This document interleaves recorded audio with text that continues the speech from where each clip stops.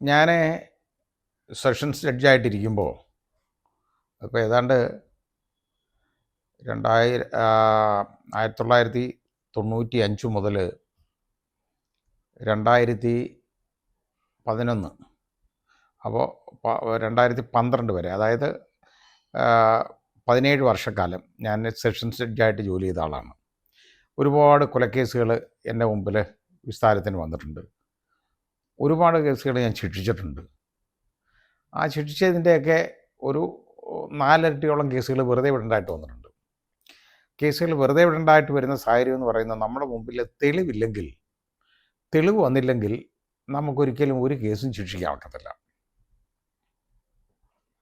അതാണ് കാര്യം. അപ്പോൾ അങ്ങനെയുള്ളപ്പോൾ തെളിവില്ലാത്ത കേസുകൾ നമുക്കൊരിക്കലും ശിക്ഷിക്കാനും ഒക്കത്തില്ല.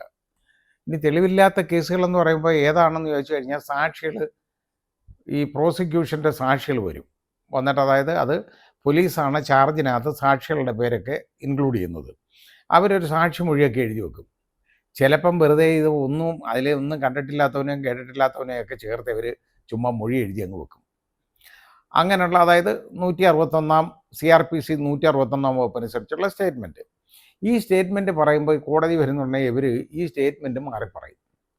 ഉടനെ അത് വലിയ ബുദ്ധിമുട്ടാവും. മാറി പറയുമെന്ന് പറഞ്ഞാൽ അവൻ ഇതൊന്നും അറിഞ്ഞൂടാ. അവൻ ചിലപ്പോൾ ചില കാര്യങ്ങൾ അവൻ കണ്ടു കാണും, ചിലത് അവൻ കണ്ടു കാണത്തില്ല. അങ്ങനെ ഒരു പ്രശ്നമുണ്ട്.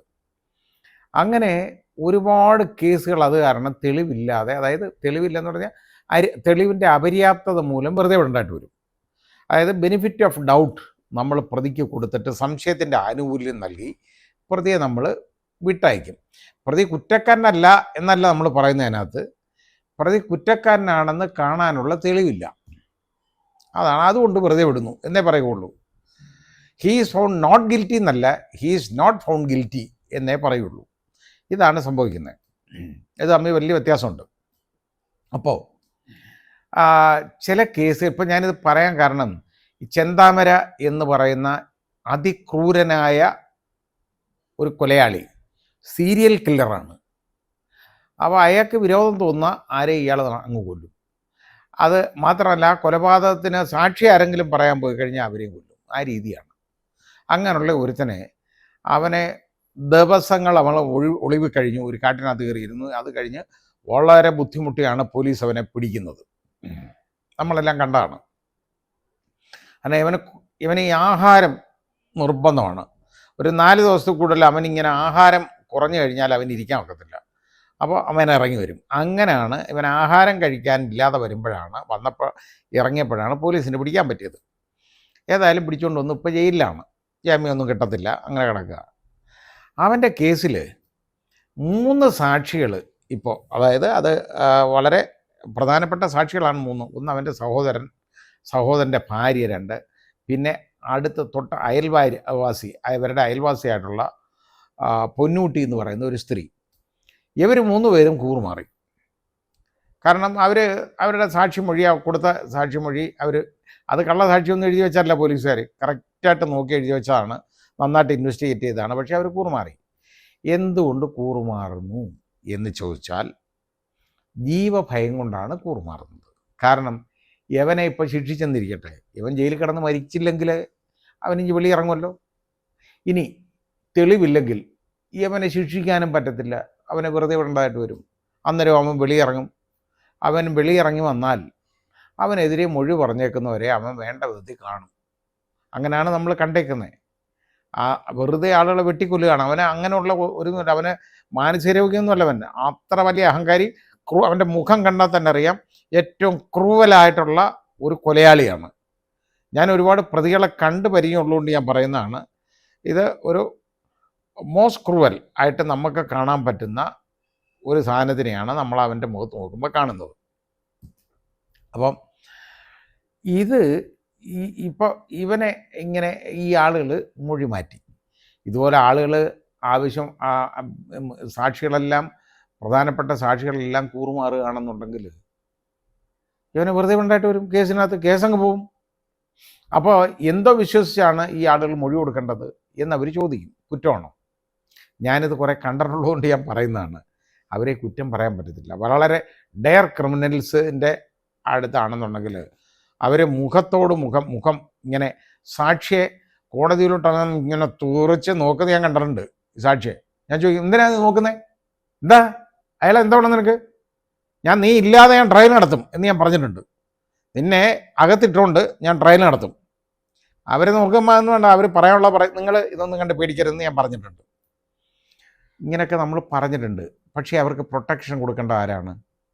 ഈ എതിരായിട്ട് അവർക്ക് പ്രതിക്കെതിരെ മൊഴി കൊടുക്കുന്ന ഈ സാക്ഷി, അവർക്ക് ഇവൻ ശിക്ഷ കഴിഞ്ഞിറങ്ങി വന്നാൽ അവന് പ്രൊട്ടക്ഷൻ കൊടുക്കേണ്ടത് ആരാണ്? അതിന് ശിക്ഷ കഴിഞ്ഞിറങ്ങി വരണ്ട, വളരെ ഗ്രൂപ്പുകൾ അവനുള്ള ചില പ്രതികളുണ്ട്. അതായത് അവന് ചില അധോലോക നായകന്മാരാണ് ഇങ്ങനെയുള്ളവന്മാർ. അവന്മാർക്ക് അധോലോക സംഘങ്ങൾ തന്നെ ഉണ്ട്, കുറേ ആളുകളുണ്ട് അവരുടെ ഗ്രൂപ്പിൽ. ഇങ്ങനെയുള്ള ആളുകളെ ഞാൻ കണ്ടിട്ടുണ്ട്. അതിൽ ഇവനകത്തായിരിക്കും, പക്ഷേ അവൻ്റെ ആളുകൾ പുറത്തുണ്ട്.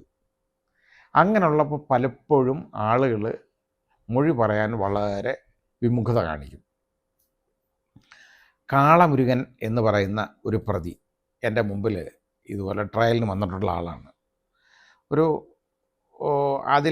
അവനോടൊപ്പം ഏതാണ്ട് വേറെ 4 പേരോ കൂടെ ഉണ്ട് അതിനകത്ത്. ആ കേസിൽ 4 or 3 ഞാൻ മറന്നുപോയി എണ്ണം.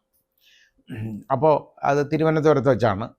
ഞാൻ അവിടെ സെക്കൻഡ് അഡീഷണൽ സെഷൻസ് ജഡ്ജായിട്ടിരിക്കുമ്പോഴാണ് ഈ കേസിൻ്റെ ട്രയൽ വരുന്നത്. ഒരു പോലീസുകാരനെ റോഡിൽ വെച്ച് കുത്തിക്കൊന്നതാണ്. അതായത് തമ്പാനൂർ അവിടെ ഒരു ഓവർ ബ്രിഡ്ജുണ്ട്. ആ ഓവർ ബ്രിഡ്ജിൽ ഈ അതായത് അവിടുന്ന് ഒരു കുറുക്കെ അജന്ത തിയേറ്ററിൻ്റെ അടുത്തേക്ക് പോകുന്ന ഒരു വഴി അന്നുണ്ട്. ഇപ്പോൾ ഉള്ള മെയിൻ ഓവർ ബ്രിഡ്ജല്ല, അതിനിപ്പുറത്ത് ഇതേപോലെ ആളുകൾക്ക് കയറി ഇറങ്ങി നടന്നു പോകുന്ന വഴിയാണ്. അതിലോട്ട് ഇറങ്ങി ആ തിയേറ്ററിലേക്ക് മെയിൻ റോഡിൽ നിന്ന് അതേ മാർഗമുള്ളൂ. റെയിൽവേ ലൈനിൻ്റെ മുകളിൽ കൂടെയുള്ള ഒരു ഓവർ ബ്രിഡ്ജാണ്. അതിപ്പോൾ ഇല്ല, അത് പകരം റോഡൊക്കെ വികസിച്ചു, അപ്പോൾ അതൊന്നും കാണാനില്ല. അങ്ങനെ ആ പാലത്തിൽ വെച്ചിട്ട് ഒരു പാവം ഒരു തമിഴൻ, അയാൾ അവിടെ ചെറിയ ജോലി ചെയ്ത് ജീവിക്കുന്നവനാണ്. അവൻ്റെ കുഞ്ഞിന് വാങ്ങിച്ച് കൊടുക്കാനായിട്ട് കൊണ്ടുവന്ന ഒരു മോതിരമുണ്ട്, ഒരു കുഞ്ഞു മോതിരം. വന്നാൽ 1 gram കാണും, അത്രയേ ഉള്ളൂ സ്വർണം. യവനെ നടന്നു പോയപ്പോൾ ഈ കാളമുരുകൻ അവൻ്റെ കഴുത്തിൽ കത്തി വെച്ചിട്ട് എടുക്കാൻ പറഞ്ഞു. അവൻ്റെ കയ്യിൽ ചില്ലറ പൈസയുള്ള ഏതാണ്ട് 300 രൂപ ഏതാണ്ട് ഉണ്ടായിരുന്നു. ഈ ചെറിയ മോതിരം ഉണ്ടായിരുന്നു. അതവൻ്റെ കയ്യിൽ നിന്ന് പിടിച്ചു പറിച്ചു. അപ്പോൾ ഇത് ആരോ അവിടെ ഡ്യൂട്ടിയിലുണ്ടായിരുന്ന പോലീസ് ഉണ്ടായിരുന്നു. അയാളടുത്ത് പറഞ്ഞു, മരിച്ചുപോയ പോലീസുകാരൻ്റെ പേര് ഞാൻ മറന്നുപോയി. അപ്പോൾ അയാളടുത്ത് വന്ന് പറഞ്ഞു, സാറേ ഇങ്ങനെ അവിടെ കഴുത്തെ കത്തി വെച്ച് പണം പിടിച്ചു പറിക്കുന്നെന്ന്. അപ്പോൾ 4 ഇടത്തുനിന്ന് ആദ്യം ഇതേപോലെ ചെയ്തിട്ടാണ് ഇവൻ വന്നേക്കുന്നത്. 4 സ്ഥലത്ത് അവിടെ വേറൊരാളെ കുത്തി കൊല്ലുകയും ചെയ്തു അന്ന് തന്നെ. അപ്പോൾ ഈ വന്ന് കഴുത്തെ കത്തിയും വെച്ച് ഇത് പോലീസുകാരൻ അവിടെ ചെന്ന ഉടനെ ഇയാളെ പിടികൂടാൻ ചെന്നപ്പോഴത്തേക്ക് ബാക്കിയുള്ള ഇവൻ്റെ കൂട്ടാളികൾ ഈ 3-4 പേരുണ്ടായിരുന്നത് കയറി പിടിച്ചു ഈ പോലീസുകാരനെ. യവനങ്ങ് ശരിക്കും നെഞ്ചത്തങ്ങ് കുത്തി, ഒരു 3-4 കുത്തി അങ്ങ് കൊന്നു, കൊലപ്പെടുത്തി. അപ്പോൾ ഈ കാളമുരുകൻ ഇപ്പോൾ ജീവിച്ചിരിപ്പില്ല കേട്ടോ. കാളമുരുകൻ ശിക്ഷയുടെ കാലാവധിക്ക് ഉള്ളിൽ തന്നെ എന്തോ ക്ഷയരോഗമോ അതുപോലുള്ള എന്താണ്ടായിരുന്നു, ട്യൂബർകുലോസിസ് ആയിരുന്നു, അതുപോലെ എന്തോ അസുഖമായിട്ടാണ് മരണപ്പെട്ടു. ഏതാണ്ട് ഒരു 2-3 വർഷമായി മരിച്ചു. വിയ്യൂർ സെൻട്രൽ ജയിലിൽ കിടന്ന് മരിച്ചെന്നാണ് ഞാൻ അറിഞ്ഞത്. തിരുവനന്തപുരം സെൻട്രൽ ജയിലിലായിരുന്നു, പിന്നെ അവിടെ നിന്ന് ഇങ്ങോട്ട് മാറ്റി കാണും. പക്ഷെ ജയിലിലായി കഴിഞ്ഞപ്പോൾ ഇവൻ പിന്നെ മര്യാദയായിരുന്നു എന്ന് ഞാൻ കേട്ടിട്ടുണ്ട്. അപ്പോൾ ഈ കാളമുരുകനെ എനിക്ക് ഓർമ്മയുള്ളത് ഒരു കാര്യം ഞാനിപ്പോൾ ഓർക്കുന്നത്, ഈ 313 സ്റ്റേറ്റ്മെൻറ്റ് എടുക്കണം. അതായത് ഈ സാക്ഷ്യമൊഴിയൊക്കെ കഴിഞ്ഞതിന് ശേഷം ആ മൊഴിയുടെ വെളിച്ചത്തിൽ ഈ പ്രതികളെ ചോദ്യം ചെയ്യുന്ന ഒരു ഇടപാടുണ്ട് കോടതിയിൽ. അതിനാണ് 313 വകുപ്പ് അനുസരിച്ചുള്ള മൊഴിയെടുക്കുകയാണ്. അതിനു വേണ്ടി കൊണ്ടുവന്നു. അപ്പോൾ ഇവൻ പോലീസുകാരെയൊക്കെ തെറി വിളിക്കുകയൊക്കെ ചെയ്യും. പോലീസുകാർക്കൊക്കെ പേടിയായി ഇവനെ കേട്ടോ. അങ്ങനെ ഒരു സബ് ഇൻസ്പെക്ടറാണ് ഇയാളെ കൊണ്ടുവന്ന് ഇവൻ്റെ കയ്യിൽ വിലങ്ങ്. അപ്പോൾ എനിക്ക് ഡയസിലിരുന്നുകൊണ്ട് ഈ വരാന്ത കാണാം. വിലങ്ങ് അങ്ങോട്ട് വിലങ്ങഴിച്ച് കോടതിയിലോട്ട് കയറിയാണ്. വിലങ്ങ് അഴിച്ചു കഴിഞ്ഞ ഉടനെ ഇയാളെ കരണത്ത് നോക്കിക്കൊണ്ട് ഒരൊറ്റ അടിയാണ് ഇവൻ ഈ സബ് ഇൻസ്പെക്ടർ കൊടുക്കുന്നത്. അയാൾ ഇങ്ങനെ അങ്ങ് വീണുപോയി, തൊപ്പിയും തെറിച്ചിട്ട്. അപ്പോൾ ഈ കേസിൻ്റെ അകത്ത് ഞാനത് പറയാൻ കാരണം, ഇതുപോലുള്ള ഐഡൻറ്റിക്കലായിട്ടുള്ളൊരു സിറ്റുവേഷൻ വന്നു. ഈ തമിഴനുണ്ടല്ലോ, പാവപ്പെട്ട തമിഴൻ, അയാൾക്ക് ഭയങ്കര പേടിയാണ്. അപ്പോൾ അയാൾ മൊഴി കൊടുക്കാൻ നേരത്ത് വന്ന് എൻ്റെ അടുത്ത് കോടതിയിൽ വെച്ച് എൻ്റെ അടുത്ത് പറഞ്ഞു, സാർ ഞാൻ മലയാളം പറയാനറിയാം, തമിഴിനാണെങ്കിലും ഇവിടെ ഒരുപാട് നാൾ ജോലിക്ക് വന്ന ഞാൻ ഈ മൊഴി കൊടുത്താൽ, ഞാൻ ഇതിനെതിരെ പറഞ്ഞാൽ എന്നെ ഉപദ്രവിക്കും. ഞാൻ പറഞ്ഞ് ഇവിടെ പോലീസുകാരുണ്ട്, ഞാൻ അവിടുത്തെ അന്നേരം ഈ അന്വേഷിച്ച CI കോടതിയിലുണ്ട്, ഇതിൻ്റെ ഇൻവെസ്റ്റിഗേറ്റിംഗ് ഓഫീസർ. അങ്ങനെയുള്ള വലിയ കൊലക്കേസുകളിലൊക്കെ ഇവർ തന്നെ കോടതി വന്നിരിക്കും. ഞാൻ വിളിച്ചിട്ട് ഞാൻ പറഞ്ഞാൽ ഇയാൾ പറയുന്നത് കേട്ടോ, ഇയാളെ ഇത് പറഞ്ഞു, ഇല്ല സാർ നോക്കിക്കോളാം, ഞങ്ങൾ നോക്കിക്കോളാം, ഞങ്ങൾ അയാളെ ശ്രദ്ധിച്ചോളാം എന്ന് പറഞ്ഞു. മെഡിക്കൽ കോളേജിനടുത്താണ്, എവിടെ ഒരു സ്ഥലത്ത് ഒരു ചെറിയ ലോഡ്ജിൽ ഏതാണ്ട് ഇയാൾ താമസിക്കുന്നത്. ഇയാൾ കറക്റ്റ് സംഭവം നടന്നത് അതുപോലെ മൊഴി കൊടുത്തു. ഒന്നാം സാക്ഷിയാണ്. കാരണം ഇവൻ്റെ കയ്യിൽ നിന്ന് മോതിരം പിടിച്ചു പറിച്ചപ്പോഴാണ്, അതും ആ പൈസയും കൂടെ പിടിച്ചു പറിച്ചുകൊണ്ട് വന്നപ്പോഴാണ് ഈ പോലീസുകാരൻ വന്ന് ഇടപെടുന്നതും അയാളെ ഇവൻ കുത്തിക്കൊല്ലുന്നു. ഇയാൾ ഇയാൾ കണ്ട് ഭയന്ന് നിൽക്കുകയാണ്. അപ്പോൾ അത് കഴിഞ്ഞ് 2, 3, 4 ദിവസം കഴിഞ്ഞാണ് ഈ കാളമുരുകനെ അറസ്റ്റ് ചെയ്യുന്നത്. ഓടയിൽ കൂടെ നടന്നു പോയി. ഈ സീവേജ് ഉണ്ടല്ലോ, അതിനകത്തൂടെ പോകുന്നത്. അത് എന്നിട്ട് എവിടെയെങ്കിലും ചെന്ന് കയറും. ആ രീതിയിൽ അത്രയും വലിയ ഒരു ക്രിമിനലായിരുന്നു, ഒരു ഹാർഡൻ ക്രിമിനൽ.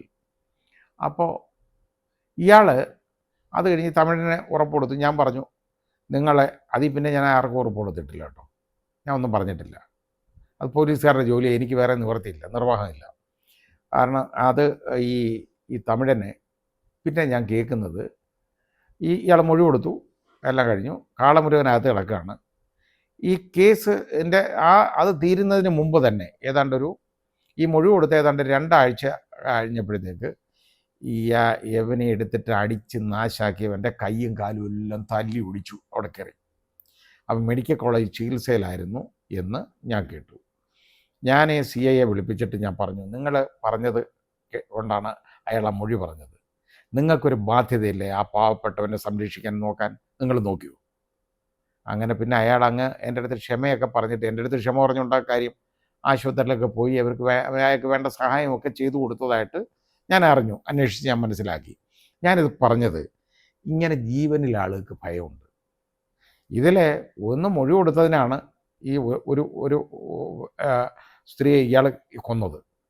പിന്നെ